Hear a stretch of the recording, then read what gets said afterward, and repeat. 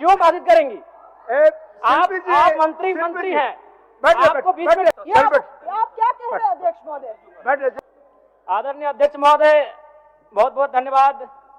माननीय वित्त मंत्री के माध्यम से प्रस्तुत 5,508 करोड़ का अनुपूरक बजट जिसे आज प्रस्तुत किया गया, पर माननीय अध्यक्ष महोदय प्रश्न यह है कि जब पूर्व में ही जो बजट है उस बजट का खर्च करने में सरकार जब असमर्थ है तो फिर इस नए अनुपूरक बजट की आवश्यकता क्यों?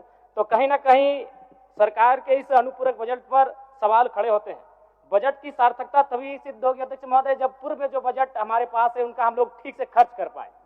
अध्यक्ष महोदय, इस बजट को चूंकि मूल बजट भी 2 दिनों में प्रस्तुत किया जाएगा, इस राज्य के किसान, छात्र, नौजवान बड़ी आशा से देख रहे हैं और अध्ययन करने के बाद ये मालूम होता है अध्यक्ष महोदय कि किसान का जो बजट है उसमें 1/4 खर्च कर पाने में हमारी सरकार सक्षम है। तो ऐसे में उम्मीद रखते हैं कि जब मूल बजट प्रस्तुत हो उस समय इस प्रकार की दुविधाएं ना हो अध्यक्ष महोदय। और अध्यक्ष महोदय, मैं अब थोड़ा सा एक विषय, सदन के सरकार के एक वरिष्ठ विधायक ने नक्सलियों पर बात किया था और मैं सहमत भी हूं, इसमें पूर्व की सरकार और वर्तमान की सरकार दोनों का योगदान है कि आज नक्सली गतिविधियां इस राज्य में कम हुई है। लेकिन अध्यक्ष महोदय, सवाल मेरा ये है और मेरा कहना भी ये है, अभी वर्तमान में अगर आप झारखंड पुलिस की ऑफिशियल वेबसाइट को जांचेंगे तो वहां 72 नक्सलियों की सूची है। अगर आप उनके नामों को पढ़ेंगे अध्यक्ष महोदय, मैं 2-3 नाम पढ़ ही देता हूं। मिसिर बेसरा, प्रयाग माझी, अजय महतो, सुभाष महतो। जब इन लिस्टों को पढ़ेंगे ना अध्यक्ष महोदय तो आप 1970 के दौर को भी थोड़ा कंपेयर करेंगे कि जब उस समय झारखंड आंदोलन, अलग राज्य की जो लड़ाई थी और उस समय जिन लोगों, जिन कौम का जान गया था, आज वे लोग नक्सली के रूप में उनका जान जा रहे हैं अध्यक्ष महोदय। 72 में हमको लगता है कि 50 आदिवासी नक्सली है अध्यक्ष महोदय।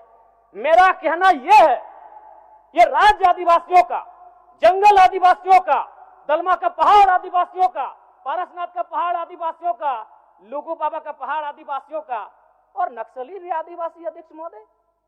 खामियां कहां रही? आखिर क्या कारण रहा कि एक आम आदिवासी नक्सली गतिविधियों की ओर प्रभावित हो अध्यक्ष महोदय? बहुत ही गंभीर विषय है। मैं उस पर प्रकाश डालते हुए, मैं आज से लगभग 18 साल पहले इस देश के एक सम्मानित अखबार हिंदुस्तान में एक पत्रिका छपी थी, 17 तारीख 2रा महीना 2007। उसका शीर्षक था अध्यक्ष महोदय, माओवादियों ने बांटी हजारों एकड़ जमीन। अध्यक्ष महोदय, मैं पारसनाथ की तराई से आता हूं। जब नक्सली गतिविधियों का प्रश्न आता है तो सबसे पहले लोग पारसनाथ को देखते हैं। आज गांव में लोग क्या कहते हैं मालूम है अध्यक्ष महोदय कि 1990-95 में, मैं पुनः कहूंगा, मैं नक्सलियों का समर्थन नहीं करता हूं, उन्हें असंवैधानिक मानता हूं, उन पे कार्रवाई होनी चाहिए, लेकिन मैं गांव से आता हूं और गांव की बात कहता हूं। गांव के लोग क्या कहते हैं मालूम है कि जब नक्सलियों का वर्चस्व था, बीडीओ का हैसियत नहीं था 1 रुपए घूस लेने का, सीओ का औकात नहीं था 1 रुपए घूस लेने का, थाना प्रभारी थर-थर कांपते थे। यानी आम व्यक्ति आज भी अगर गोलियां खा रहे नक्सल के नाम पर तो कारण आपका सिस्टम फेल है अध्यक्ष महोदय, इसको स्वीकारिए और नहीं तो पढ़िए झारखंड सरकार, झारखंड राज्य की गृह कार्य आपदा विभाग की रिपोर्ट, जिसमें ये कोई पुरानी रिपोर्ट नहीं अध्यक्ष महोदय, ये 2024 26 तारीख 12वां महीना 30 से कागज भिजवा दीजिए, कागज भिजवा दीजिए। 12वां समय हो गया है, सरकार का उत्तर होना है। मंत्री मैडम बाधित ना करें,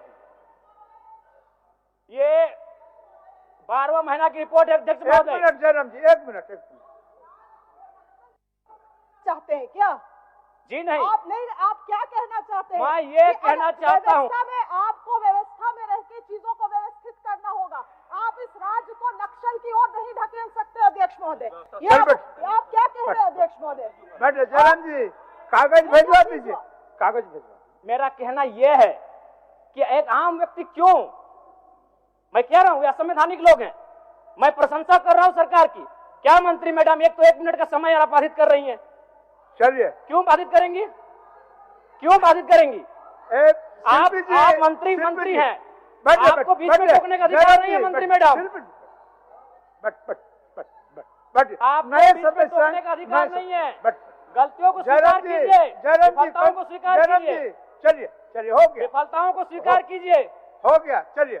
मंत्री मैडम 1 मिनट के एक तो हमें समय मिलता है। सरकार का उत्तर माननीय सरकार